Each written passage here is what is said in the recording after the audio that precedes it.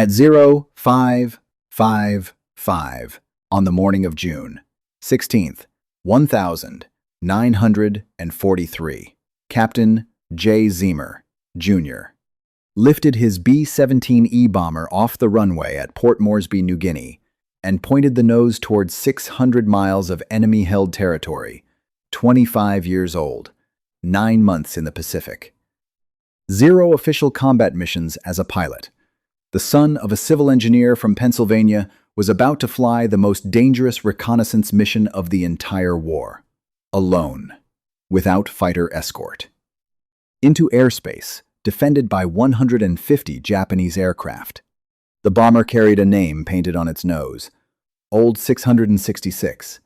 The serial number was 41 to 2000, 666, but the name had become something more. Superstitious ground crews refused to work on the aircraft. Other pilots refused to fly it. The number 666 meant death in every language that mattered, and this particular B-17 had been condemned 3 times, stripped for parts twice, and left to rot on a maintenance line where aircraft went to die. Jay Zeamer had resurrected it anyway. The mission that morning was simple on paper. Photograph the Japanese airfields on Buka Island, north of Bougainville. Map the harbor defenses. Document the anti-aircraft positions. Return to base. Intelligence officers needed the information for an upcoming invasion. Previous reconnaissance flights had failed to penetrate the area. The Japanese had too many fighters, too many guns, too much willingness to die defending their territory. Old 666 would go alone because no other crews would volunteer. The mission profile called for flying at 25,000 feet, high enough to photograph enemy positions, low enough for the cameras to capture useful detail. The aircraft would be visible for 50 miles in every direction. Every Japanese pilot on Buka would see it coming. Every anti-aircraft battery would have time to prepare. Zeamer had studied the route for 3 days. He had memorized every chart, every intelligence report, every scrap of information that might help him survive. He knew exactly where the anti-aircraft batteries were positioned. He knew which approach angles offered the best chance of survival. He knew that Japanese fighters would scramble within minutes of his arrival over the target. He also knew that his crew consisted entirely of men that other pilots had rejected. Misfits, troublemakers, soldiers who had been transferred out of their original units for reasons that ranged from insubordination to incompetence. They called themselves the Eager Beavers, a name that dripped with irony. Nobody in 5th Air Force wanted them. Nobody except Jay Zeamer. The bomber climbed through 10,000 feet as the New Guinea coastline fell away behind. The sun was rising over the Solomon Sea, painting the clouds orange and gold. The engines droned steadily, 4 Pratt & Whitney radials, producing 4,800 horsepower between them, pushing the heavy aircraft through the tropical sky. Somewhere ahead, 150 Japanese fighters waited on airfields that Zeamer was about to photograph. He had approximately 4 hours to live, maybe less. If you want to see what happened when Jay Zeamer flew Old 666 into the most heavily defended Japanese airspace in the Pacific, please hit that like button. It helps us share these forgotten stories with more people. And please subscribe if you haven't already. Back to Zeamer. The B-17E Flying Fortress was not designed for solo reconnaissance missions. It was designed for formation bombing, where dozens of aircraft flew together, their overlapping defensive fire creating a steel umbrella that enemy fighters had to penetrate. A single B-17 flying alone was a target. A single B-17 flying alone over enemy territory was a dead target. Boeing had built the aircraft to withstand tremendous punishment. The airframe could absorb hits that would destroy lesser aircraft. The control systems had redundant cables. The fuel tanks were self-sealing. But all of these features assumed that the B-17 would fly in formation, protected by sister ships, covered by fighter escorts. None of the designers had imagined a single bomber flying 600 miles into enemy territory without support. Old 666 carried modifications that no other B-17 inches the Pacific possessed. Zeamer and his crew had spent months upgrading the aircraft, adding weapons that the original designers never intended. The standard defensive armament was 10 machine guns. Old 666 carried 19. The nose section bristled with firepower, where most B-17 seconds mounted a single 30 caliber gun for the bombardier. Old 666 had twin to 50 caliber machine guns with 1,000 rounds each. The navigator's station had been converted into a gun position with another pair of 50 calibers. The cheek positions, the waist positions, the belly, the tail, every possible angle of attack was covered by overlapping fields of fire. The modifications had not been authorized. Zeamer and his crew had scrounged the extra weapons from wrecked aircraft, from supply depots, from anywhere they could find spare machine guns. They had designed their own mounts, welded their own brackets, run their own ammunition feeds. The result was an aircraft that violated every specification in the Boeing manual, but could defend itself against attacks that would overwhelm any standard B-17. The aircraft also carried something else. AK-22 aerial camera mounted in the bomb bay, capable of photographing targets from 25,000 feet with resolution that could identify individual aircraft on the ground. The camera was the mission. Everything else, the crew, the aircraft, the 19 machine guns, existed only to protect that camera long enough to capture the images that intelligence officers needed. The bombardier that morning was Second Lieutenant Joseph Sarnoski. He was 28 years old, a former steelworker from Carbondale, Pennsylvania, who had enlisted after Pearl Harbor. Sarnoski had been flying combat missions since March 1943. He had been wounded twice. He had earned a reputation as one of the best bombardiers in the 5th Air Force. He had also turned down a promotion that would have sent him stateside. The offer had come in May, a chance to return to the United States as a gunnery instructor, to spend the rest of the war training other men instead of fighting himself. Sarnoski had refused. He would not leave his crew. He would not abandon the men who depended on him. Zeamer and Sarnoski had known each other for 9 months. They had flown together as crew members on other pilots' aircraft before Zeamer assembled his own team. They had developed the kind of trust that only comes from facing death together.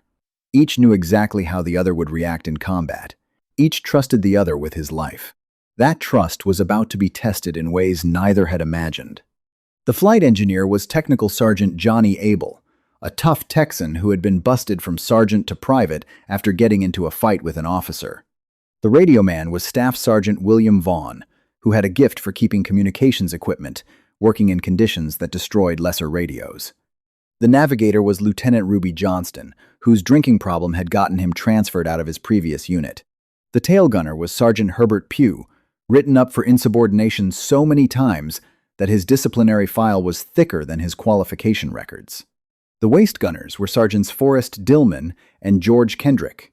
The belly turret gunner was Sergeant Bud Thews.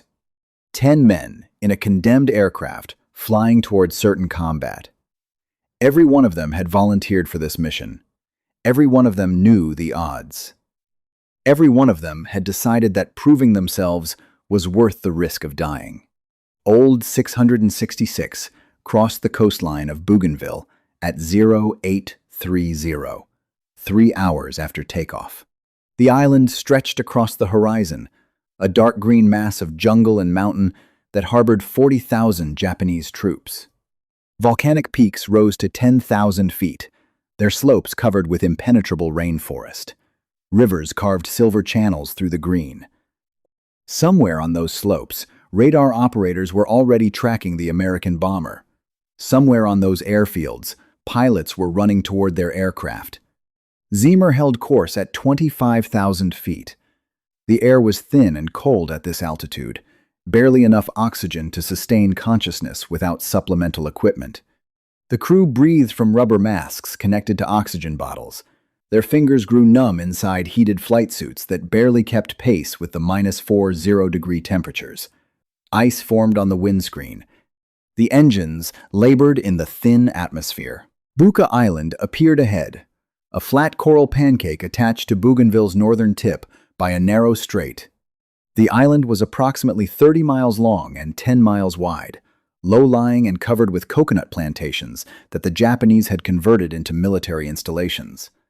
The enemy had built 3 airfields on the island. Anti-aircraft batteries ringed every installation. Fighter aircraft sat in revetments along the runways, waiting for exactly this situation. The K-22 camera began operating automatically as Old 666 entered the target area. Every 10 seconds, the shutter clicked, capturing another frame of enemy territory.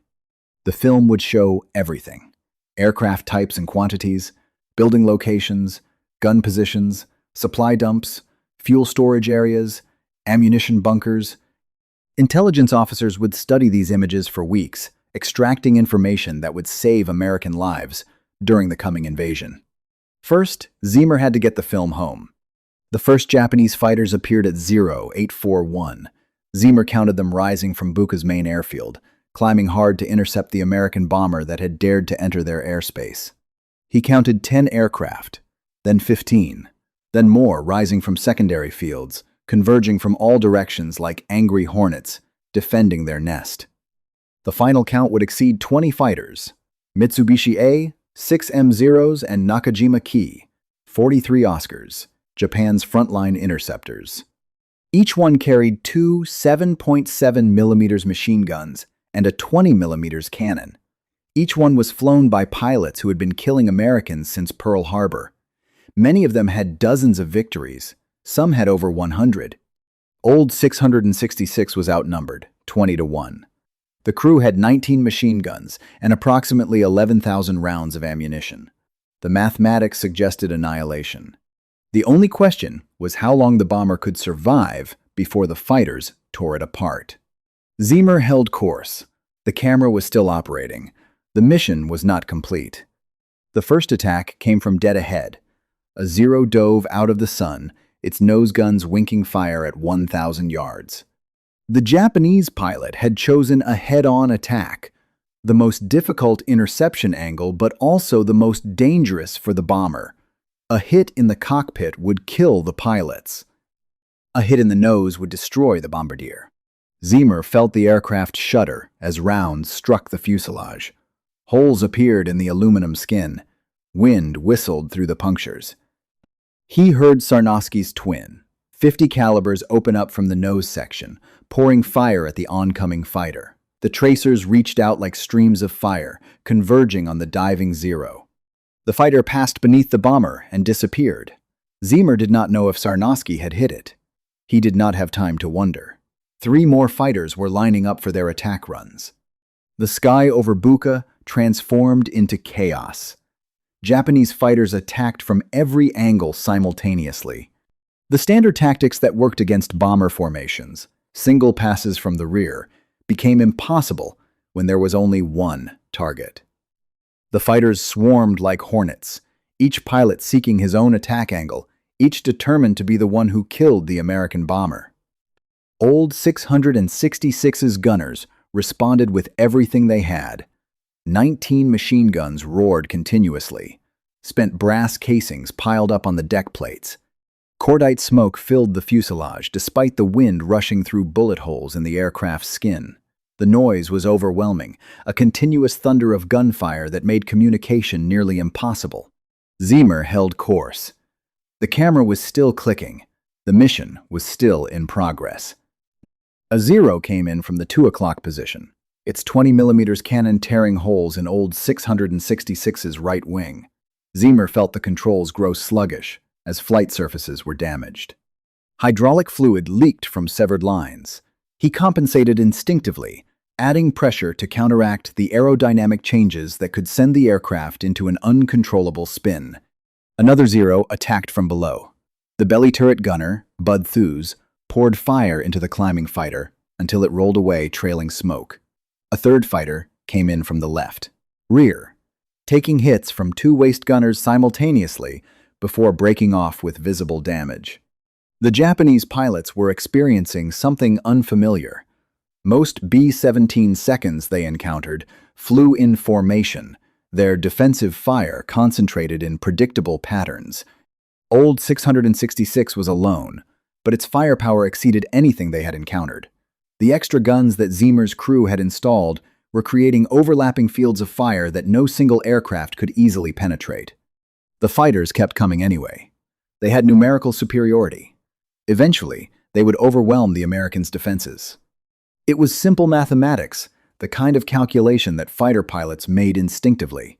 20 attackers against one target meant 20 opportunities to score hits. Even if the bomber shot down several fighters, the survivors would eventually destroy it. At 0847, a 20mm cannon shell exploded in the bombardier's compartment. The shell penetrated the nose section and detonated against the metal framework that supported Sarnoski's gun mount. Fragments sprayed across the confined space. Sarnoski took fragments in his neck and chest. Blood sprayed across the nose section, across his gun barrels, across the windscreen that looked out at the attacking fighters. The bombardier fell against his gun mount, badly wounded but still conscious. He could feel his strength draining away with every heartbeat. Blood soaked through his flight suit. His vision was blurring. His hands were growing cold. Most men would have collapsed. Most men would have abandoned their position, sought medical attention, tried to survive. Joseph Sarnoski pulled himself back to his twin, 50 calibers, and kept firing. The citation that would accompany his posthumous Medal of Honor described what happened next with military understatement. Although mortally wounded, he continued to man his guns until he collapsed from loss of blood. The reality was simpler and more terrible. Sarnoski knew he was dying. He could feel his life bleeding out through the holes in his chest. He chose to spend his remaining minutes killing the enemy rather than waiting for death to find him. Another Zero lined up for a head-on attack. Sarnoski tracked it with failing vision, his hands slick with his own blood, his strength fading with every breath. He pressed the triggers. The twin, 50 calibers, roared. The Zero took hits across its engine, cowling and erupted in flames, cartwheeling past the bomber in a ball of orange fire. Sarnoski slumped over his guns and died. In the cockpit, Zeamer had problems of his own. A cannon shell had exploded in the flight deck, sending fragments into his arms, legs, and torso. Blood soaked through his flight suit. The control column was slippery in his hands. Pain shot through his body with every movement. He could not leave the aircraft. He could not hand over to a co-pilot, because his co-pilot, Lieutenant J.T. Britton, had also been wounded, though less severely. He could not do anything except hold course, endure the pain, and wait for the camera to complete its mapping run. The Japanese fighters pressed their attack for 40 minutes. 40 minutes of continuous combat. 40 minutes of machine gun fire and cannon shells and men dying. The longest single engagement that any B-17 crew would survive during the entire Pacific War. Old 666 took hits in the wings, the fuselage, the engines, the control surfaces. Number 2 engine caught fire and had to be shut down, its propeller feathered to reduce drag. Number 4 engine was losing oil pressure, the lubricant leaking from holes punched through the cowling. The hydraulic system failed completely. The electrical system shorted out, leaving instruments dark and radios silent. Zeamer flew on instruments that were barely functional, with controls that barely responded, through a sky filled with fighters that wanted to kill him. His hands shook from blood loss. His vision blurred periodically. The pain was constant, a grinding agony that made every movement feel like torture. The crew fought with everything they had. The tail gunner, Herbert Pugh, shot down 2 fighters that were lining up to deliver killing blows. His position at the rear of the aircraft gave him clear shots at attackers who thought they had found a safe approach angle. He made them pay for that assumption. The waist gunners, Dillman and Kendrick, drove off attack after attack from the flanks. They worked as a team, one firing while the other reloaded, maintaining continuous fire that kept the fighters at distance. The flight engineer, Johnny Abel, moved between gun positions, replacing wounded gunners, feeding ammunition, doing whatever was necessary to keep the defensive fire continuous. When one gunner went down, Abel took his place. When ammunition ran low at one position, Abel redistributed rounds from other stations. 5 Japanese fighters fell to old 666's guns during those 40 minutes. The exact number was confirmed by gun camera footage and crew testimony. Some accounts suggest the actual count was higher, but 5 confirmed kills was extraordinary. No other solo B-17 inches the Pacific achieved anything comparable. No other crew faced those odds and survived. At 0927, the last Japanese fighter broke off its attack. The fighters had expended their ammunition. They had suffered losses that exceeded acceptable limits. They had been fighting for 40 minutes against an enemy that refused to die. Eventually, even the most determined attackers have to withdraw. Old 666 was still flying. The camera had completed its mapping run. The mission was accomplished. Now Zeamer had to get his wounded crew home across 600 miles of ocean, with 3 engines operating at reduced power. No hydraulics, minimal electrical function, and holes in the aircraft that admitted the wind like a screen door. He was losing consciousness. Blood loss was making his vision blur. His hands shook on the controls. Every movement sent waves of pain through his wounded body. The flight back to Port Moresby would take nearly 5 hours. Jay Zeamer Jr. was born on December 25, 1918, in Carlisle, Pennsylvania, Christmas Day. His parents considered the timing providential, a sign that their son was destined for something special. They had no way of knowing that their son would survive experiences that should have killed him a dozen times over. His father, Jay Zeamer Sr., was a civil engineer who worked on construction projects across the Northeast. The family moved frequently during Jay's childhood, following his father's work from Pennsylvania to New York to Massachusetts and back again. Young Jay learned adaptability early. Every new town meant new schools, new friends, new challenges. He was tall for his age, eventually reaching 6 feet 2 inches. He had dark hair, sharp features, and eyes that seemed to evaluate everything they saw. Teachers noted his intelligence, but also his restlessness. He was the kind of student who finished his work before everyone else, and then found ways to get into trouble. Aviation captured his imagination early. The late 1920s and early 1930s were the golden age of flight, when pilots like Lindbergh and Earhart were international celebrities, when every small-town kid dreamed of soaring above the clouds. Young Jay built model airplanes in his bedroom, read everything he could find about aviation, and dreamed of flying. He enrolled at MIT in 1936, studying aeronautical engineering. The program was demanding, designed to produce engineers who would design the aircraft of the future. Zeamer excelled at the technical coursework, but found the pace too slow. He wanted to fly, not draw blueprints. He wanted to feel an aircraft respond to his hands, not calculate stress loads on paper. In 1939, with war spreading across Europe, he enlisted in the Army Air Corps. The military offered what college could not, the opportunity to actually fly aircraft rather than merely study them. Zeamer earned his pilot's wings in 1940 and was commissioned as a second lieutenant. The peacetime Army Air Corps had limited opportunities for young officers. Zeamer flew training missions, ferried aircraft between bases, and accumulated flight hours without ever approaching combat. He was stationed at Langley Field in Virginia when the Japanese attacked Pearl Harbor on December 7, 1941. The attack changed everything. The United States was now at war, and pilots were suddenly in desperate demand. Zeamer volunteered immediately for overseas duty. He wanted combat. He wanted to prove himself. He wanted to fly against the enemy. What he got instead was frustration. The Army Air Forces had specific requirements for combat pilots: experience with particular aircraft types, certain numbers of flight hours, leadership evaluations from superior officers. Jay Zeamer met some of these requirements and failed others. His skills were unquestionable, but his attitude created problems. He questioned orders he considered foolish. He argued with superior officers who made decisions he disagreed with. He had a tendency to do things his own way, regardless of what regulations specified. These qualities would eventually make him a great combat leader, but they made him a poor fit for the Army's bureaucratic culture. He was assigned to the Pacific in March 1943, not as a pilot, but as a co-pilot. The distinction was significant. A co-pilot sat in the right seat, followed orders, and waited for his turn to command. It was the standard path for new combat officers, but Zeamer found it intolerable. He flew mission after mission in the right seat, watching other pilots make decisions he disagreed with, following orders he considered inefficient, waiting for opportunities that never seemed to come. His performance was excellent, but his evaluations were not.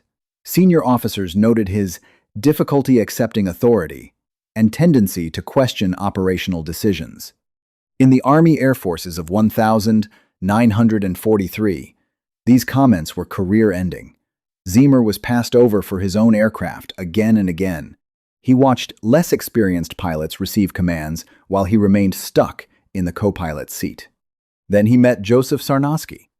Sarnoski was a bombardier with a reputation almost as troubled as Zeamer's. He had been transferred out of 2 different squadrons for reasons that were never quite specified in his official records. He was competent, brave, and absolutely unwilling to tolerate incompetence in others. He had a quick temper and a tendency to speak his mind, regardless of consequences. The 2 men recognized something in each other. They were both misfits. They were both frustrated by a system that valued conformity over capability. They were both looking for a way to prove themselves. They began assembling a crew of similar outcasts, men who had been transferred, demoted, or passed over, men who had skills but lacked the temperament for military bureaucracy, men whom nobody else wanted. The crew called themselves the Eager Beavers. The name was self-deprecating humor, but it also captured something genuine. They were eager to prove that the system had underestimated them, eager to show what Misfits could accomplish when given the chance. All they needed was an aircraft. The 43rd Bombardment Group had a problem. They had more crews than flyable aircraft. Combat losses, maintenance requirements, and the sheer difficulty of keeping B-17 seconds operational in the tropical Pacific meant that aircraft were always in short supply. Crews waited for their turn, sometimes for weeks. Zeamer had no intention of waiting. On the maintenance line at Port Moresby sat a B-17E that had been condemned 3 times. Serial number 41-2000-666. The aircraft had crash-landed after battle damage in February 1943. Maintenance crews had stripped it for parts, using its engines, instruments, and guns to repair other aircraft. What remained was a skeleton, barely recognizable as a flying fortress. Zeamer asked for it anyway. The maintenance officer thought he was joking. The aircraft was beyond repair. It had holes in the fuselage that you could throw a football through. Its engines were worn out. Its instruments were outdated. Its serial number, 41-2000-666, had earned it the nickname Old 666, and nobody wanted to fly an aircraft named after the devil's number. Zeamer did not care about superstitions. He cared about flying. He convinced the maintenance officer to give him the aircraft, argued his case up the chain of command, and eventually received authorization to attempt a resurrection. The Eager Beavers spent 2 months rebuilding Old 666. They worked around the clock, scrounging parts from other aircraft, trading favors with maintenance crews, stealing whatever they could not obtain through official channels. They replaced the engines. They patched the holes. They rebuilt the control systems. They did everything that the official maintenance crews had declared impossible. When they finished, Old 666 was not merely flyable. It was the most heavily armed B-17 inches the Pacific. The standard B-17E carried 10 defensive machine guns. Old 666 carried 19. The aircraft was heavier than specifications allowed, slower than its original design speed, and impossible to fly by the book. Zeamer did not care. He had spent months learning the aircraft's quirks, understanding what it could do and what it could not. Old 666 was his, and he knew it better than any pilot knew any aircraft in the Pacific. In May 1943, the 43rd Bombardment Group finally assigned the Eager Beavers to active duty. They flew their first mission on May 13th, an armed reconnaissance over the Solomon Islands. They encountered no enemy aircraft but proved that Old 666 could perform. Then intelligence officers requested photographs of Buka Island. Previous attempts to photograph Buka had failed. The Japanese had too many fighters defending the area. Several reconnaissance aircraft had been shot down. The information was essential for planning the upcoming invasion of Bougainville, but nobody could get close enough to capture it. Zeamer volunteered immediately. This was exactly the kind of mission he had spent months preparing for. Difficult, dangerous, the kind of challenge that would prove what the Eager Beavers could do. At 0400 on June 16, 1943, the Eager Beavers assembled at Old 666's hard stand. The pre-dawn darkness was thick and humid. Ground crews had finished loading ammunition. The K-22 camera was installed in the bomb bay. Everything was ready. Zeamer gathered his crew for final instructions. If we get bounced, we fight through. The camera completes its run. That's the mission. Everything else is secondary. The men nodded. They understood what he was saying. The photographs mattered more than their lives. The co-pilot, Lieutenant J.T. Britton, took over the controls while Zeamer received basic first aid after the battle over Buka. The wounds in his arms and legs were serious, but not immediately fatal. The blood loss was significant, but not yet catastrophic. He could still function. Barely. Ruby Johnston, the navigator, plotted a course for the nearest friendly territory. Dobodura, on the north coast of New Guinea, was closer than Port Moresby. The airfield there had a runway long enough to handle a B-17, if they could reach it. The flight became a nightmare of failing systems and desperate improvisation. Number 4, engines seized and had to be shut down at 1,030. Now Old 666 was flying on 2 engines, losing altitude gradually, fighting to maintain just enough airspeed to stay in the air. Zeamer regained consciousness and returned to the controls. His hands shook from blood loss. His vision blurred periodically. He fought to stay focused. The New Guinea coastline appeared at 1,200, nearly 5 hours after the battle over Buka. Old 666 was down to 3,000 feet, barely above the jungle, both remaining engines overheating from the strain. Dobodura was 50 miles ahead. Zeamer did not know if he could reach it. He ordered the crew to prepare for a crash landing. If the engines failed before reaching the airfield, he would put Old 666 down in the jungle and hope for the best. At 1,215, Dobodura's runway appeared through the haze. Old 666 had made it. Barely. The hydraulic system was dead, which meant no flaps and no brakes. Zeamer would have to land fast and use the entire runway to stop. Old 666 touched down at 120 miles per hour. The aircraft bounced, settled, bounced again. The end of the strip approached.